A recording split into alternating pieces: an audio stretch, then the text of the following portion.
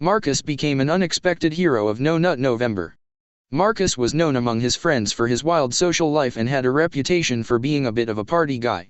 He had never heard of No Nut November, a month-long challenge where participants vow to abstain from any sexual activity or indulgence. But when his friend dared him to take on the challenge, Marcus couldn't resist. At first, Marcus found it laughable. "How hard can it be?" he joked.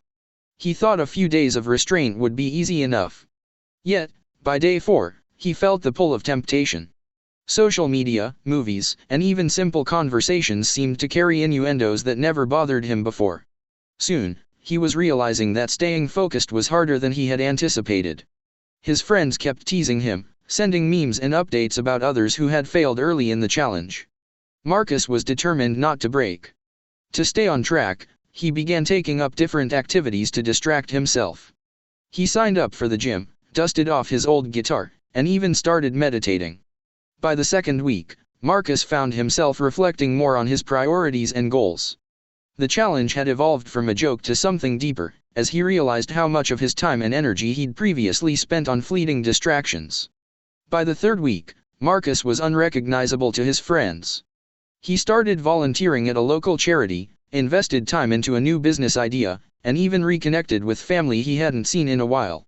His mind felt clearer, and his energy was at an all-time high. He jokingly told his friends that he'd become a monk in training. But deep down, Marcus realized that this journey had shifted his perspective. When the final day of November came, Marcus felt proud not just for completing the challenge, but for the person he had become along the way. His friends, impressed and amused by his dedication, admitted that his story had inspired them to take on personal challenges of their own. And so, Marcus became known not just for completing No Nut November, but for using it as a turning point.